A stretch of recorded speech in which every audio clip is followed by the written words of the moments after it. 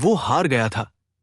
Chiang झान, जो हमेशा अजेय और अपराजेय रहा था, जिसका दुनिया में कोई प्रतिद्वंद्वी नहीं था, वास्तव में हार गया था। इस समय वो चौंक गया। सबसे महत्वपूर्ण बात, वो इस बार हार गया था। 9 क्लोन जिन्हें बनाने के लिए उसने अपना सारा प्रयास किया था, पूरी तरह से नष्ट हो गए थे, भले ही वो अभी भी अपनी सबसे मजबूत अवस्था में था। होंगलोंग, इस तरह की चोट बिल्कुल घातक थी। बर्बर डोमेन का नंबर एक जीनियस वास्तव में अपनी प्रतिष्ठा पर खरा उतरता है। बस एक पल में चियांग झान ने बड़बड़ाया।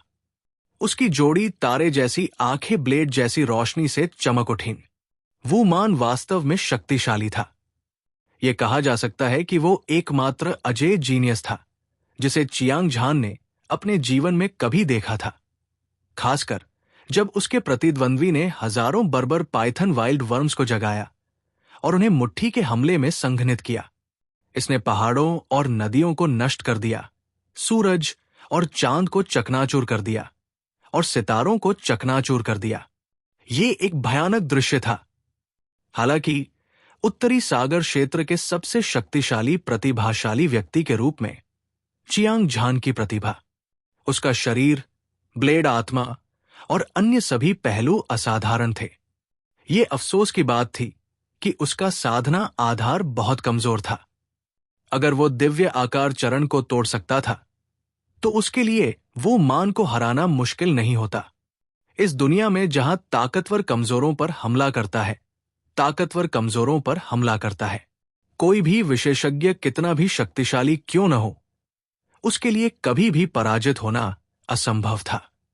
उत्तरी सागर क्षेत्र के प्रमुख संप्रदायों के अमर राजा की तरह उनमें से कौन दुनिया को हिला देने के लिए पर्याप्त शक्तिशाली नहीं था? वो अजेय था, लेकिन अंत में वो फिर भी राजा कातिल कृपाण के तहत मर गया। इसी तरह राजा कातिल दुनिया के सबसे शक्तिशाली राजा के रूप में जाना जाता था। वह दुनिया में अजेय था, लेकिन अंत में वो भी मर गया। जैसा कि कहा जाता है, स्वर्ग के नीचे कोई भी कभी भी विजयी सेनापति नहीं था। हार डरावनी नहीं थी, लेकिन जो भयानक था वो ये था कि तालिकाओं को बदलने का कोई मौका नहीं था। हालांकि चियांग झान हार गया था, वो अभी भी जीवित था। जब तक वो भविष्य में लगन से साधना करता रहेगा, वो आज के अपमान को जल्द या बाद में वो मान के खून से धो सकेगा। सोचते हुए चियांग झान ने अपने हाथ से पकड़ लिया और भगवान वध ब्लेड और 9 महल शैतान सीलिंग ब्लेड को दूर कर दिया। फिर उसने अपना ध्यान वो मान पर केंद्रित किया। इस समय आकाश में पहाड़ जैसी मुट्ठी पहले ही ढह चुकी थी। हजारों बर्बर अजगर जंगली कीड़े हाथी की दहाड़ते रहे, जो गड़गड़ाहट की तरह लग रही थी। इसने 9 स्वर्गों को हिला दिया और सभी बर्बर अजगर जंगली कीड़े हिंसक रूप से मुड़ रहे थे। वे वास्तव में एक साथ फिर से इकट्ठा हुए और एक और भी भयानक मुट्ठी बना ली। यह स्पष्ट था कि बर्बर अजगर जंगली कीड़े का उपयोग करके वो मान द्वारा बनाई गई मुट्ठी चियांग झान के अमर शरीर के समान थी। इस मुट्ठी तकनीकी शक्ति असीम थी। जब तक बर्बर अजगर जंगली कीड़ा नहीं मरता, तब तक वो दुनिया पर अपना दबदबा बनाए रखने में सक्षम था। हांगलोंग, चियांग झान के दिल में संकट की एक मजबूत भावना उभरी। अनगिनत बर्बर अजगर जंगली कीड़ों के बीच से उसने वो मान का क्रूर चेहरा, टेढ़े मेढ़े चेहरे और उसके 7 छिद्रों से खून बहता देखा। उसे भी गंभीर चोट लगी थी, लेकिन उसकी आंखों में हत्या का इरादा बिल्कुल भी कम नहीं हुआ था। इसके बजाय ये बेहद तीव्र था। मार डालो।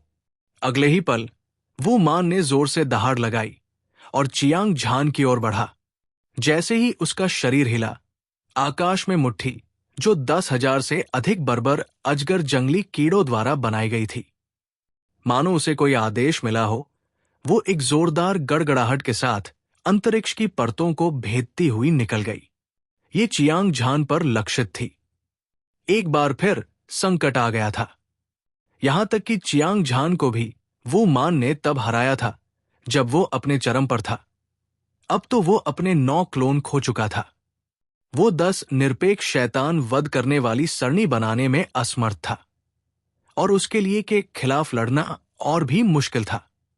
इसके अलावा अगर वो लड़ना जारी रखता तो चाहे उसका आधा अमर शरीर कितना भी गहरा क्यों न हो, वो को हराने में सक्षम नहीं होता। अगर वो लड़ना जारी रखता तो वो आधा अमर शरीर होने पर भी एक निराशाजनक स्थिति में होता।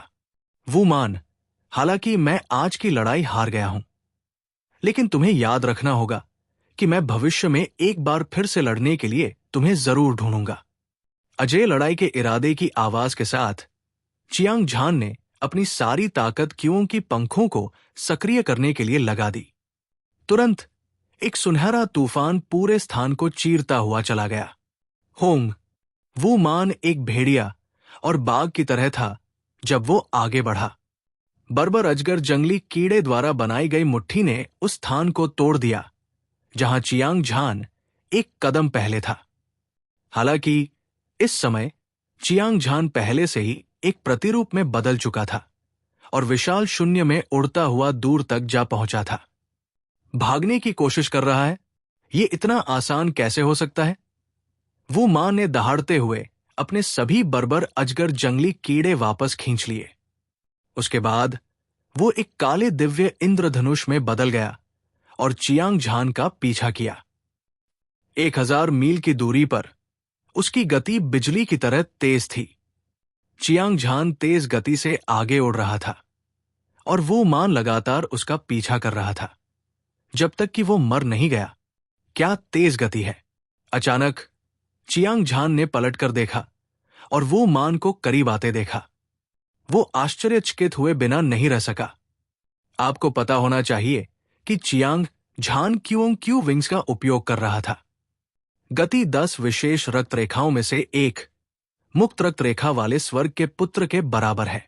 दुनिया में कोई भी उसका मुकाबला नहीं कर सकता था। लेकिन वो मान एक कीड़ा की तरह था जो उसका पीछा करता रहता था। न केवल वो हिल नहीं रहा था, बल्कि वो उन दोनों के बीच की दूरी भी कम कर रहा था। इस तरह की भयानक हरकतें अविश्वसनीय थी। चियांग झान को सबसे ज्यादा चिंता इस बात की थी कि अगर यही स्थिति जारी रही तो वो मान एक अगरबत्ती जलने में लगने वाले समय से भी कम समय में उसे पकड़ लेगा। उस समय स्थिति गंभीर होगी और उसके बचने की संभावना बहुत कम होगी। अगर चियांग झान उत्तरी सागर क्षेत्र में होता तो वो भूगोल से परिचित होने पर वो मान से छुटकारा पाने के लिए कोई जगह ढूंढ सकता था। हालांकि ये बर्बर निषिद्ध भूमि थी और वो मान के पास उससे कहीं अधिक लाभ था। चियांग झान का दिमाग झपकता रहा। अचानक उसकी आंखें चमक उठीं। उसे याद आया कि उसने स्वर्गीय गुप्त कला और स्वर्गीय भाग्यमनका की साधना की थी। इन दोनों के संयोजन से वो भविष्य की भविष्यवाणी कर सकता था। निस्संदेह ये उसके लिए खतरे से बचने का एक अवसर था। स्विश! बिना किसी हिचकिचाहट के चियांग झान ने अपनी गति को सीमा तक बढ़ा दिया। उसी समय उसने स्वर्गीय भाग्य मन का निकाला और डोंगटियन की गुप्त तकनीक को प्रसारित करना शुरू कर दिया। तुरंत क्रिस्टल स्पष्ट और चमकदार स्वर्गीय भाग्य मन का एक तारे की तरह तेजी से घूमने लगा कि सतह पर सभी प्रकार के भ्रम दिखाई दिए।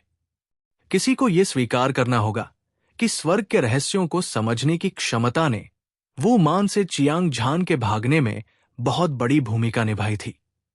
उसने अपना सारा ध्यान इस बात पर केंद्रित किया कि कहाँ खतरा है और कहाँ शुभ संकेत है। उसके बाद वो सौभाग्य की तलाश करेगा और खतरे से बचेगा। पानी में एक मछली की तरह वो खतरनाक बर्बर निषिद्ध भूमि के चारों ओर तैरता रहा। बच्चे, तुमने नर्क संप्रदाय को नाराज कर दिया है। तुम चाहे जहां भी भागो, तुम मर जाओगे। तुम रुक क्यों नहीं जाते और अपनी पूरी ताकत से मुझसे लड़ते हो? भले ही तुम मर जाओ, ये फिर भी एक सम्मान होगा। जब वो मान अपनी पूरी ताकत से पीछा कर रहा था तो उसकी आंखों में हत्या करने की इच्छा थी। उसने अचानक एक लंबी दहाड़ लगाई। उसने एक मुक्का मारा। गड़गड़ाहट।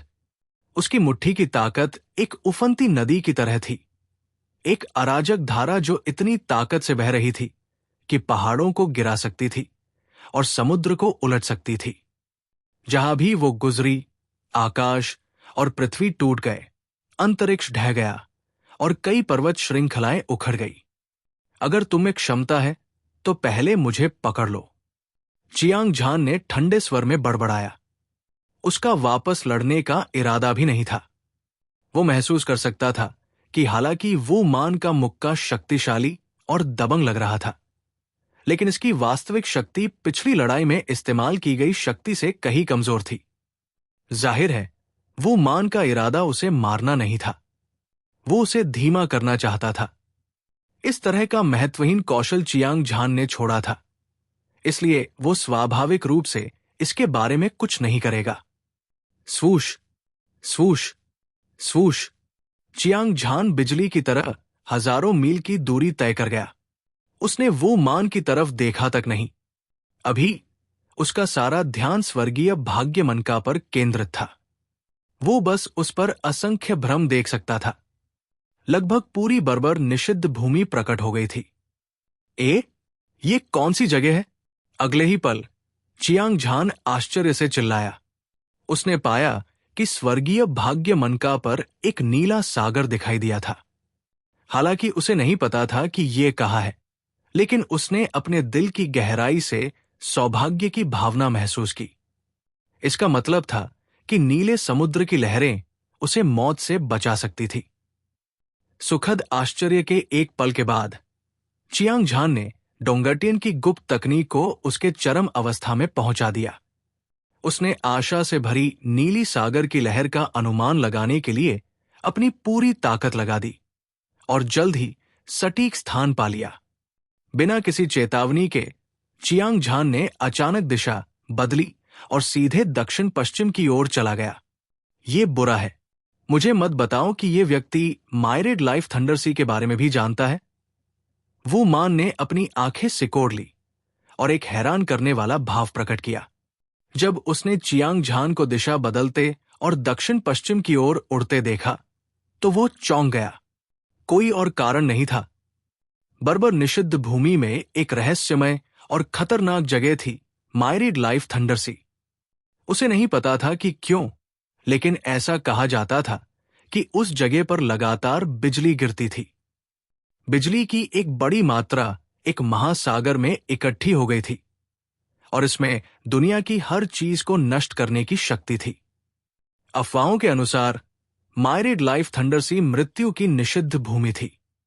अनगिनत दिव्य रूप मंच विशेषज्ञ एक बार खजाने की खोज और तलाश करने के लिए इसमें प्रवेश कर चुके थे, लेकिन अंत में वे कभी वापस नहीं लौटे। ठीक इसी वजह से मायरेड लाइफ थंडरसी का नाम पड़ा। इसका मतलब यह था कि 10,000 लोग भी जिंदा बचकर नहीं निकल पाएंगे। बेशक खतरा सापेक्ष था। कुछ स्वर्गीय मनुष्य स्टेज विशेषज्ञ जो असंख्य जीवन थंडर सागर में प्रवेश करते हैं, उन्हें किसी भी जीवन धमकाने वाले खतरे का सामना नहीं करना पड़ता। एक बार की बात है, नरक संप्रदाय के विशेषज्ञ थे जो असंख्य जीवन थंडर सागर में प्रवेश करते थे और एक बहुत बड़ा सौभाग्य प्राप्त करते थे। हालांकि ऐसा कहा जाता था कि अंदर कुछ बिजली जैसे राक्षस जानवर रहते थे और उनकी ताकत बेहद भयानक थी। हालांकि स्वर्गीय मनुष्य स्टेज विशेषज्ञ को मारा जा सकता था, उनकी बड़ी संख्या के कारण अगर उन्हें घेर लिया जाता तो उन्हें इस खूनी रास्ते से बाहर निकालना बहुत मुश्किल होता। अगर बस इतना ही होता तो वो मान इतना घबराया हुआ नहीं होता। उसके सदमे का असली कारण यह था कि असंख्य जीवन थंडर सागर में बिजली की ऊर्जा दिव्य भावना को अलग कर सकती थी। स्वर्गीय मनुष्य स्टेज विशेषज्ञ में प्रवेश करते समय एक अंधे व्यक्ति की तरह था। अगर किसी की किस्मत अच्छी नहीं होती तो वे खो सकते थे। बाहरी दुनिया में वो मान को भरोसा था कि वो चियांग झान का शिकार करने में बस कुछ ही समय लेगा। हालांकि एक बार जब वो असंख्य जीवन थंडर सागर में प्रवेश कर गया तो वो केवल खाली आंखों से देख सकता था। तो ये एक थंडर सागर है जब वो मान सोच रहा था, चियांग झान ने अपने आगे कुछ 100 मील की दूरी देखी। एक विशाल और असीम नीला सागर दिखाई दिया था। ये घनी और राजसी बिजली की ऊर्जा से भरा हुआ था। मोटी और चमकदार बिजली के बोल्ट हर जगह थे, जैसे कि स्वर्गीय क्लेश आकाश से उतर रहे हों। गड़गड़ाहट, गड़गड़ाहट, गड़गड़ाहट। अरबों थंडर लाइट पिलर्स अंतरिक्ष में घुस गए, सब कुछ अलग कर दिया। वो भयानक शक्ति दूर से प्रसारित हुई और चियांग झान अपने रक्त और जीवन शक्ति को लगातार कमजोर होते हुए महसूस कर सकता था। बिजली की शक्ति एक तरह की विनाशकारी शक्ति थी। ये स्वर्ग और पृथ्वी के नियमों का प्रतिनिधित्व करती थी, जो सभी जीवन को नष्ट करने में सक्षम थी। बिजली की असीम लहरों ने हजारों मील की अज्ञात दूरी तय कर ली थी। आकाश और धरती बिजली की ऊर्जा से भर गए थे और ऐसा लग रहा था जैसे समुद्र में एक प्रचंड तूफान उठ रहा हो। यह अकल्पनीय रूप से घना था। कुछ 100 मील दूर से भी चियांग झान खतरनाक क्यूई को महसूस कर सकता था।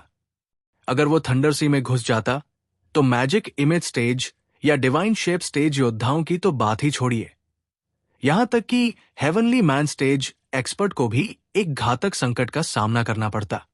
यह स्पष्ट रूप से एक खतरनाक जगह थी, लेकिन चियांग झान के पास कोई और विकल्प नहीं था, क्योंकि वो मान पहले ही उसे पकड़ चुका था। इस समय वो केवल गोली खा सकता था और बचने के एक छोटे से मौके के बदले थंडर सी में घुस सकता था। इसके अलावा ये बचने का वो रास्ता था जिसे उसने हेवंस डेस्टिनी बॉल की मदद से निकाला था। ये जोखिम उठाने लायक था। अपना मन बनाने के बाद चियांग झान ने कुछ 100 मील की शून्यता को पार किया और अशांत थंडर सी की गहराई में प्रवेश किया। अरे, वो तो वाकई मायरिड लाइफ थंडर सी में भाग गया। वो मान दहाड़ते हुए मायरिड लाइफ थंडर सी के किनारे पर प्रकट हुआ। दुर्भाग्य से चियांग झान पहले ही उफनते थंडर सी की गहराई में प्रवेश कर चुका था। चियांग झान को अपनी नाक के नीचे से फिसलता देख वो मान क्रोधित हो गया। उसकी आंखें खून की प्यासी थी और हत्या के इरादे से भरी हुई थी। भले ही वो जानता था कि मायरिड लाइफ थंडर सी खतरे से भरा हुआ था, चियांग झान को मारने के लिए उसने आगे बढ़ना बंद नहीं किया। इसके बजाय उसने अचानक गति बढ़ा दी और का पीछा किया। जिस क्षण वो मायरिड लाइफ थंडर सी में प्रवेश किया, वो मान पूरी तरह से अचंभित रह गया। ये स्थान बिजली की ऊर्जा से भरा हुआ था। ये समुद्र की उफनती लहरों की तरह था। अतुलनीय रूप से मोटी बिजली की ऊर्जा उसके शरीर पर आक्रमण करती रही। इसने उसके मांस और रक्त को नष्ट कर दिया, उसकी जीवन शक्ति को नष्ट कर दिया और एक अविश्वसनीय विनाशकारी शक्ति थी। अगर यह सिर्फ इतना ही होता तो वो मान को बिल्कुल भी परवाह नहीं होती, क्योंकि वो पहले से ही 10,000 से ज्यादा बर्बर अजगर जंगली कृमि को जगा चुका था और उसका शरीर किंग ग्रेड ट्रेजर आर्टिफैक्ट जितना मजबूत था। हालांकि असंख्य जीवन थंडर सागर में बिजली की ऊर्जा उसे नुकसान भी पहुंचा सकती थी, लेकिन उसका जीवन खतरे में नहीं था। जिस बात ने वो मान को वास्तव में निराश किया वो ये था कि विशाल बिजली की ऊर्जा ने न केवल उसकी दृष्टि को अवरुद्ध कर दिया, बल्कि उसकी दृष्टि को भी अवरुद्ध कर दिया। इस तरह वो एक अंधे व्यक्ति की तरह था। चियांग झान का पीछा करने की बात तो दूर, उसे डर था कि वो इस अजीब जगह में खो जाएगा। उसी समय चियांग झान को भी उसी स्थिति का सामना करना पड़ा। वो चुपचाप असंख्य जीवन थंडर सागर के चारों ओर घूमता रहा और पाया कि उसके आसपास का वातावरण नीला था। वो कुछ भी नहीं देख पा रहा था। यहां तक कि अपनी आत्मा का उपयोग करके भी उसे ये महसूस करने में मदद नहीं मिली। आपको ये जानना चाहिए कि चियांग झान की आंखें कियानकुन राजा की आंखों के साथ विलीन हो गई थी। उसके पास स्वर्ग और पृथ्वी के रहस्यों को देखने और सभी बनावटों को देखने की क्षमता थी। अपनी आत्मा के उत्परिवर्तन के बाद उसकी आत्मा आकाश की तरह विशाल हो गई थी और वो सब कुछ महसूस कर सकता था। हालांकि बिजली के इस समुद्र में ये दो असामान्य क्षमताएं बेकार थी। ये वास्तव में दिव्य भावना को अलग कर सकता है। इस बार मैं वो मान को दूर कर सकता हूं, च्याओ झान ने बड़बड़ाया। उसकी आंखों में एक चौंकाने वाला रंग दिखाई दिया। हालांकि वो थंडर सी में एक अंधे आदमी की तरह था, लेकिन वो बिल्कुल भी घबराया नहीं था। इसके बजाय वो गुप्त रूप से उत्साहित था। कोई और कारण नहीं था। बिजली की ऊर्जा दिव्य भावना को अलग कर सकती थी। भले ही वो मान के 3 सिर और 6 हाथ हो, उसके लिए च्याओ झान को ढूंढना आसान काम नहीं होगा। इसके विपरीत, जब तक च्याओ झान यहां रहता और कुछ समय तक साधना करता, शायद वो अविनाशी युद्ध राजा मंत्र के 9वें स्तर तक पहुंच सकता था और अपने राजा ग्रेट खजाना कलाकृति काया को विकसित कर सकता था। उस समय वो मान से बदला लेने में बहुत देर नहीं होगी। थंडर सागर में प्रवेश करने से पहले च्याओ झान जल्द से जल्द दिव्य आकार चरण तक पहुंचना चाहता था। एक बार जब वो सफल हो जाता तो उसकी ताकत छलांग और सीमा से बढ़ जाती और उसकी साधना छलांग और सीमा से बढ़ जाती। वो एक अकल्पनीय स्तर तक पहुंचना चाहता था, कम से कम सबसे शक्तिशाली स्वर्गीय मनुष्य चरण विशेषज्ञों के बराबर।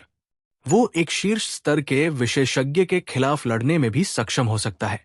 लेकिन अब च्याओ झान के विचार बदल गए थे, क्योंकि दिव्य आकार चरण तक पहुंचना बहुत मुश्किल था। अपनी असाधारण प्रतिभा के साथ भी उसे तक पहुंचने में अभी भी बहुत समय लगेगा। इसके अलावा उसने केवल स्वर्गीय गुप्त कलाओं को समझा था, इसलिए उसे अन्य स्वर्ग रैंक शीर्ष स्तर की साधना पद्धति के बारे में कोई जानकारी नहीं थी। अब जब वो टूट गया था और अपना दिव्य रूप बनाने में असमर्थ था, तो उसकी ताकत बहुत कम हो जाएगी। इसके अलावा च्याओ झान ये भी जानता था कि कन्फ्यूशनिस्ट डेविल हेवनली सॉवरेन और स्वॉर्ड एडेक्ट दोनों ही बर्बर निषिद्ध भूमि में थे। यदि उनका सामना लिंग पियाओक्सु, अपराजेय युवा मास्टर चू हनफेंग और लिटिल हो से होता, तो परिणाम अकल्पनीय होते। विभिन्न परिस्थितियों के कारण च्याओ झान ने अविनाशी युद्ध राजा मंत्र की साधना पर ध्यान केंद्रित करने का फैसला किया। ये सर्वोच्च दिव्य कौशल पैट्रियार्क चियांग ने अपने पूरे जीवन के प्रयास के बाद बनाया था। ये एक अद्वितीय दिव्य कौशल था। जब तक वो 9वें स्तर को तोड़ सकता है और राजा ग्रेट खजाना आर्टिफैक्ट काया की खेती कर सकता है, वो अजेय होगा। वो मान को हराना धूल उड़ाने जितना आसान था। बेशक ये विचार कहीं से पैदा नहीं हुआ था। ऐसा इसलिए था क्योंकि च्याओ झान जानता था कि बिजली की ऊर्जा का शारीरिक शरीर को शांत करने का प्रभाव था। पिछली बार जब वो क्लेश पतन चरण में टूट गया, तो वो उत्परिवर्तित स्वर्गीय क्लेश से गढ़ा गया था। उसने जबरदस्त लाभ प्राप्त किए थे। इस बार वो थंडर सागर में आया था। स्वाभाविक रूप से वो अविनाशी युद्ध राजा मंत्र की साधना करने का अवसर लेगा। अपने दिल में सोचते हुए च्याओ झान थंडर सी में और भी गहरे चला गया। तुरंत उसने महसूस किया कि आसपास की बिजली की ऊर्जा बड़ी और बड़ी होती जा रही थी। ये शुद्ध और शुद्ध होती जा रही थी, जिससे उसे ऐसा लग रहा था जैसे वो आग के समुद्र में था। उसे प्रचंड लपटों से जलने का दर्द महसूस हुआ, यहां तक कि उसके शरीर में रक्त और क्यूई भी कम होने लगे और उसकी जीवन शक्ति तेजी से कमजोर होने लगी। इस तरह की चोट दिव्य रूप स्टेज विशेषज्ञ के लिए घातक खतरा पैदा करने के लिए पर्याप्त थी। लेकिन च्याओ झान ने कम से कम अपने आधे चरण वाले किंग ग्रेट ट्रेजर आर्टिफैक्ट काया को विकसित किया था। उसके पास आधा अमर शरीर था और उसने अविनाशी मूल ऊर्जा को भी समझ लिया था। चाहे चोट कितनी भी गंभीर क्यों न हो, वो अपनी चरम स्थिति में ठीक हो जाएगा। इस वजह से च्याओ झान ने बिल्कुल भी संकोच नहीं किया और बिजली के समुद्र के केंद्र की ओर बढ़ना जारी रखा। हालांकि वो रास्ते में स्वर्गीय गुप्त कलाओं का प्रसार कर रहा था। अच्छे भाग्य और बुरे भाग्य प्राप्त करने के लिए स्वर्गीय भाग्य मनका का उपयोग कर रहा था। इसके अलावा उसने कुछ निशान पीछे छोड़ दिए थे जिन्हें केवल वही खोज सकता था। ताकि खो जाने से बचा जा सके। दहाड़, दहाड़, दहाड़। लगभग 1 दर्जन मील आगे बढ़ने के बाद चियांग झान ने अचानक आसपास से आने वाली आत्मा को झकझोर देने वाली जानवरों की दहाड़ सुनी। ये शेर की दहाड़ या बाघ की दहाड़ की तरह थी, जो बहरा कर देने वाली थी। धमाका, धमाका। अगले ही पल स्वर्ग और पृथ्वी कांप उठे और अंतरिक्ष फट गया। विशाल लहरें असीम थंडर सागर में लुढ़क गई, मानो कोई दिव्य ड्रैगन प्रकट हो गया हो। दृश्य बेहद चौंकाने वाला था। हालांकि वो कुछ भी नहीं देख पा रहा था, लेकिन अचानक चियांग झान के दिल की गहराई में संकट की एक प्रबल भावना उभरी। उसने भौहें सिकोड़ी और देखा कि उसके सामने आसमान से एक बहुत बड़ी आकृति उतर रही है। ये बछड़े की तरह विशाल शरीर वाला एक चील लग रहा था। पंख 30 मीटर से अधिक दूर थे और भयंकर रूप से लहरा रहे थे। इसने बवंडर पैदा कर दिया। गहरे नीले रंग के तूफान में अत्याचारी बिजली की ऊर्जा थी और ये शून्य में चीख रहा था और तबाही मचा रहा था।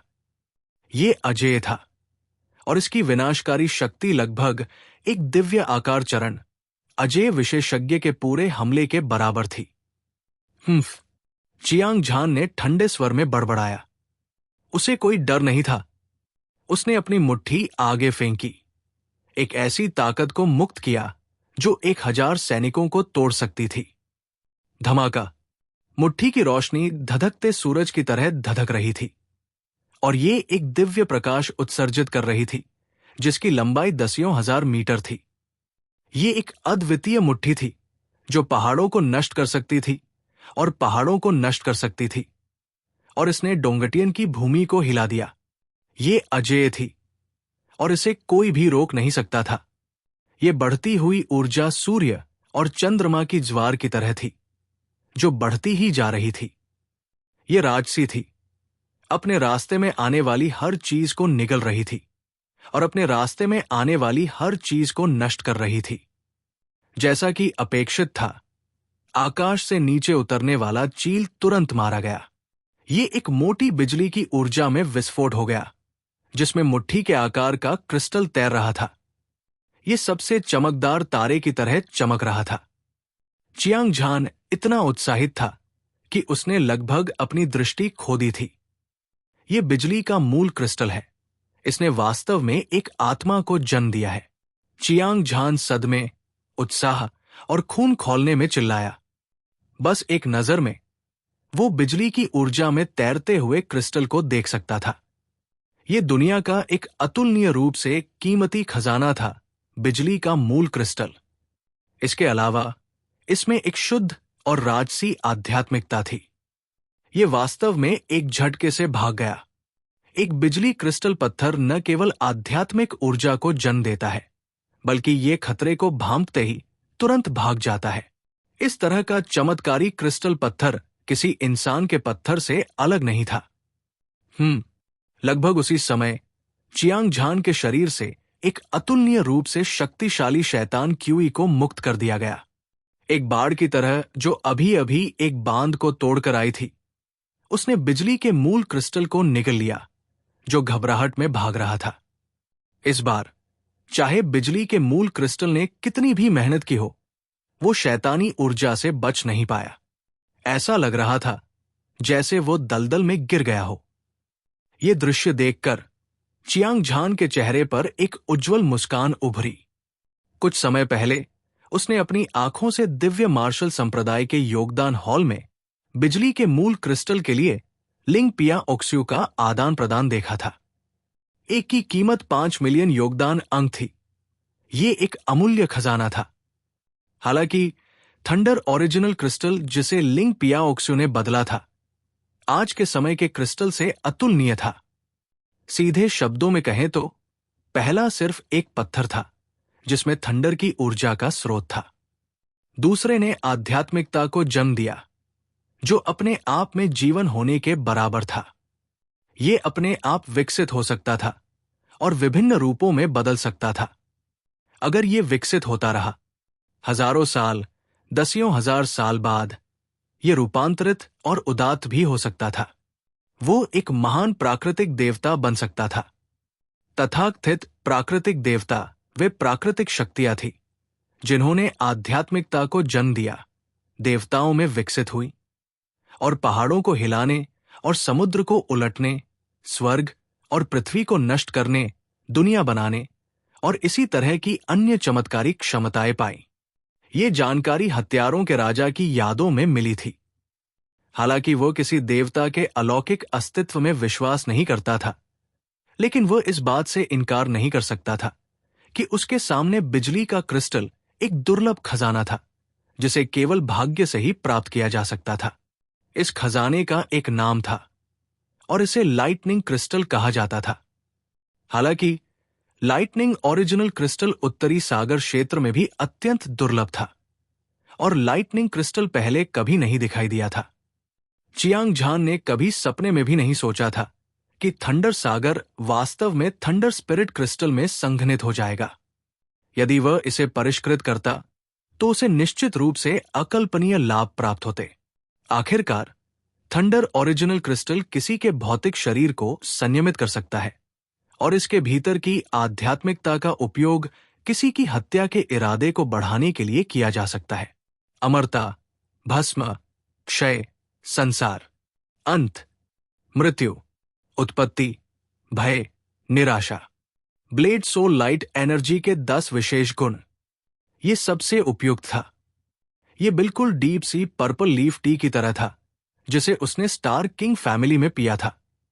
कल्पना कीजिए, अगर चियांग झान king great treasure artifact body की खेती कर सकता और ब्लेड सोल के सभी 10 विशेष गुणों को 1 या 2 दायरे तक बढ़ा सकता तो उसकी ताकत कितनी शक्तिशाली होगी। अपने दिल में उत्साह के साथ चियांग झान ने अपने हाथ से थंडर स्पिरिट क्रिस्टल को पकड़ लिया और उसे वहीं पर परिष्कृत कर दिया। गड़गड़ाहट। मुट्ठी के आकार का और चमकदार क्रिस्टल प्रतिरोध करने की कोई क्षमता नहीं रखता था। यह तुरंत ही वज्र की शुद्धतम स्रोत शक्ति में विस्फोट हो गया, जो आध्यात्मिक ऊर्जा की एक विशाल मात्रा के साथ मिश्रित हो गया। चियांग झान के शरीर और आत्मा के साथ विलय के बाद उसने तुरंत अपनी आत्मा की गहराई में जलन महसूस की। ऐसा लगा जैसे उसे टुकड़ों में काट दिया गया हो और उसका दिल फट गया हो। भयानक बिजली की उत्पत्ति ऊर्जा ने चियांग झान के मांस और हड्डियों को बेतहाशा नष्ट कर दिया। उसकी आत्मा को ऐसा लगा जैसे उसे आग की लपटों से भून दिया जा रहा हो, लेकिन उसका दिल स्टील की तरह दृढ़ था। उसने अपने दांत पीस लिए और बिना कुछ कहे डटा रहा। इस समय एक परिचित भावना ने चियांग झान के हर तंत्रिका पर आक्रमण किया। उसका दिल तेजी से धड़क रहा था, जिससे युद्ध के नगाड़ों और गड़गड़ाहट की आवाज निकल रही थी। उसके शरीर में बहता खून उबल रहा था और मोटी अविनाशी मूल ऊर्जा अविश्वसनीय गति से उसकी चोटों को ठीक कर रही थी। उसके शरीर और आत्मा की ताकत पागलपन की हद तक बढ़ रही थी और यहां तक कि अविनाशी युद्ध राजा मंत्र भी अपने आप ही घूम रहा था। जैसी कि उम्मीद थी, थंडर स्पिरिट क्रिस्टल ने शरीर और आत्मा की साधना पर दोहरा प्रभाव डाला। चियांग झान को सुखद आश्चर्य हुआ। उसने सोचा था कि थंडर सागर खतरों से भरा हुआ है, लेकिन उसने ये उम्मीद नहीं की थी कि ये एक स्वर्ग होगा। जब तक वो पूरी तरह से थंडर मूल ऊर्जा और आध्यात्मिक सार को अवशोषित कर लेता है, तब तक उसकी ताकत निश्चित रूप से छलांग और सीमा से बेहतर हो जाएगी। इसके अलावा चारों ओर एक खतरनाक आभा छिपी हुई थी, जो संकेत देती थी कि थंडर क्रिस्टल से कई क्रूर जानवर बने थे। चियांग झान पागलों की तरह उनका शिकार कर सकता था और उस समय अविनाशी युद्ध राजा मंत्र के 9वें स्तर तक पहुंच सकता था।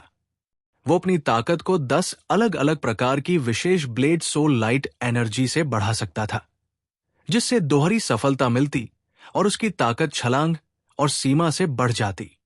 ये उसके लिए अपने पिछले अपमान का बदला लेने के लिए पर्याप्त था। थंडर स्पिरिट क्रिस्टल द्वारा लाए गए लाभों को महसूस करते हुए चियांग झान तुरंत अपनी पूरी ताकत के साथ अविनाशी युद्ध राजा मंत्र के 9वें स्तर पर पहुंच गया। उसी समय उसने छठे स्तर तक पहुंचने का प्रयास करते हुए थंडर की आभा वाली आध्यात्मिक ऊर्जा को परिष्कृत करने के लिए ब्लेड सोल लाइट एनर्जी से आग्रह किया। भनभनाहट। चियांग झान के शरीर से घनी सुनहरी रोशनी निकली। ये इंद्रधनुष की तरह चमकीली थी और ये चमकदार और रंगीन थी। इसने उसे एक सर्वोच्च स्वर्ण युद्ध देवता की तरह बना दिया और उसकी आभा बेजोड़ थी। उसके सिर के ऊपर एक जेड ब्लैक एनर्जी धीरे धीरे एक बड़ी नदी की तरह ऊपर उठी, जो आसमान और धरती को हिला रही थी। ये ऊर्जा फिर एक शक्तिशाली दिव्य कृपाण में संघनित हो गई, जो आकाश को भेद रही थी। असीम दबाव ने पूरे स्थान को भर दिया। ये बढ़ता रहा और मजबूत होता गया, जैसे कि एक प्राचीन दिव्य पर्वत नीचे कुचल रहा हो। आसपास के क्रूर जानवरों ने खतरे को भांप लिया और जल्दी से पीछे हटना शुरू कर दिया। अगरबत्ती जलाने का समय पलक झपकते ही बीत गया। चियांग झान ने थंडर ओरिजिन एनर्जी को परिष्कृत कर लिया था और आध्यात्मिकता की एक बड़ी मात्रा को अवशोषित कर लिया था। उसके भौतिक शरीर की ताकत एक बार फिर बढ़ गई थी और उसने ब्लेड सोल लाइट एनर्जी को भस्म करने के बाद आगे बढ़ने का अवसर भी महसूस किया था। दुर्भाग्य से थंडर ओरिजिन एनर्जी और आध्यात्मिकता एक थंडर स्पिरिट क्रिस्टल में बहुत कम थी। अगर वो किंग ग्रेट ट्रेजर आर्टिफैक्ट के भौतिक शरीर की खेती करना चाहता था और भस्म करने वाली कृपाण आत्मा की चमक को छठे चरण तक बढ़ाना चाहता था, तो उसकी सफलता की संभावना कम होगी। हालांकि इससे कोई फर्क नहीं पड़ा। ये थंडर सागर विशाल और असीम था। थंडर स्पिरिट क्रिस्टल से अनगिनत क्रूर जानवर बने थे। जब तक वो उनका शिकार करना जारी रखता, वो जल्दी या बाद में दोहरी सफलता हासिल करने में सक्षम होता।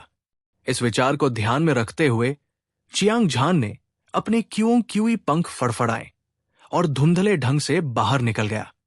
हालांकि वो कुछ भी नहीं देख सकता था और उसकी आत्मा की धारणा बेकार थी, लेकिन उसकी बेजोड़ गति उसके सभी नुकसानों की भरपाई कर सकती थी। स्वूश, स्वूश, स्वूश। जैसे कोई उल्का आकाश से टूटकर गिरता है, वैसे ही तूफान गरज रहा था। चियांग झान थंडर सी में निडर था। वो जहां भी जाता, बिजली की तेज लहरें आसमान में उठती। हिस। अचानक एक चौंकाने वाली दहाड़ गूंजी। ये एक विशाल नीला अजगर था। लंबा, ये 1000 फीट लंबा और बाल्टी जितना मोटा था। इसके शल्क चाकू की तरह तीखे थे। ये क्रूर और खूंखार दिख रहा था। इसकी नीली आंखें हत्या के इरादे से चमक रही थी। विशाल अजगर थंडर सी में आजादी से तैर रहा था, अपने शिकार को खोजने के अवसर की प्रतीक्षा कर रहा था। हालांकि उसे उम्मीद नहीं थी कि वो एक मानव आकृति से टकरा जाएगा। अपने क्रोध में उसने अपनी लंबी चाबुक जैसी जीभ बाहर निकाली और एक भयंकर आवाज निकाली। इसमें कोई संदेह नहीं कि चियांग झान ने ही विशालकाय अजगर को चौंकाया था। इस समय एक आदमी और एक विशालकाय अजगर एक दूसरे से भयंकर रूप से भिड़ रहे थे। उनमें से प्रत्येक एक शक्तिशाली ऊर्जा उत्सर्जित कर रहा था, जिससे आसपास का स्थान अस्त व्यस्त हो गया था। हांग। नीले अजगर ने चियांग झान के शरीर से खतरनाक आभा को महसूस किया था। उसने वास्तव में पहले हमला किया।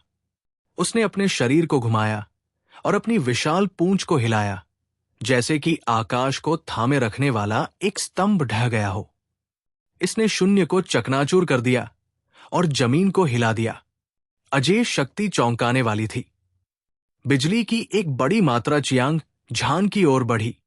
ये एक पहाड़ की बाढ़ की तरह था जो फट गई थी।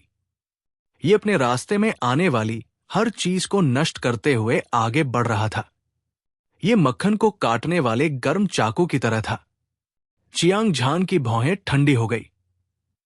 ये विशालकाय अजगर अभी अभी आए बाज जैसा ही था। ये बिजली के क्रिस्टल से बना था, लेकिन इसकी ताकत उससे भी अधिक थी। ये लगभग दिव्य आकार अवस्था विहित राजा विशेषज्ञ के बराबर था। कोई भी इसके भीतर निहित बिजली की शक्ति और बुद्धिमत्ता की कल्पना कर सकता है। ये निश्चित रूप से असीम लाभ ला सकता है। चियांग झान की चमकदार आंखों से बिजली जैसी चमक निकली। उसने मुक्का मारा। उसके मुक्के से हवा भयंकर थी और उसकी मुट्ठी का इरादा अजेय था। उसके मुक्के की धरती को हिला देने वाली ताकत एक शूटिंग स्टार की तरह थी जो शून्य को चीरती हुई निकल गई। ये विशाल नीले अजगर के शरीर से हिंसक रूप से टकराया। जैसा कि अपेक्षित था, नीला अजगर मौके पर ही फट गया और एक मानव सिर के आकार का थंडर स्पिरिट क्रिस्टल पीछे छोड़ गया। उसने इसे परिष्कृत करना जारी रखा। उसने थंडर स्पिरिट क्रिस्टल से रूपांतरित क्रूर जानवरों की खोज जारी रखी। चियांग झान एक शिकारी की तरह था जो सैकड़ों लड़ाइयों से गुजरा था। उसने थंडर सी में नरसंहार शुरू कर दिया। जैसे जैसे समय बीतता गया, उसके शरीर की ताकत किंग ग्रेट ट्रेजर आर्टिफैक्ट के करीब और करीब होती जा रही थी। अविनाशी युद्ध राजा मंत्र के 9वें स्तर में सफलता के संकेत थे। अमरता, भस्म, क्षय, पुनर्जन्म और मृत्यु, उत्पत्ति, भय, निराशा। ब्लेड सोल लाइट एनर्जी के सभी 10 विशेष गुण छठे स्तर तक आगे बढ़ गए थे। उनमें से ब्लेड सोल लाइट एनर्जी, जिसने ब्लेड सोल लाइट एनर्जी को भस्म कर दिया, सबसे तेजी से सुधरी टियर 6 के शिखर पर पहुंच गई। ये किसी भी समय टियर 7 को तोड़ सकती थी। गड़गड़ाहट, गड़गड़ाहट। उसी समय असंख्य जीवन थंडर सागर से धरती को हिला देने वाले विस्फोट सुनाई दिए, जो हजारों मील तक गूंजते रहे और 9 स्वर्गों को हिलाते रहे। असीम थंडर सागर में सैकड़ों और हजारों विशेषज्ञ प्रकट हुए थे। उनमें से अधिकांश का जन्म और पालन पोषण बर्बर डोमेन में हुआ था। उनमें से हर एक लंबा और मजबूत था। उनमें से हर एक अजेय आभा बिखेरता था, मानो कोई सम्राट उतर आया हो।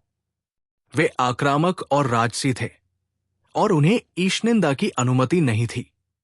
इसके अलावा कभी कभी स्वर्गीय शैतान संप्रदाय के 1 या 2 विशेषज्ञ होते थे।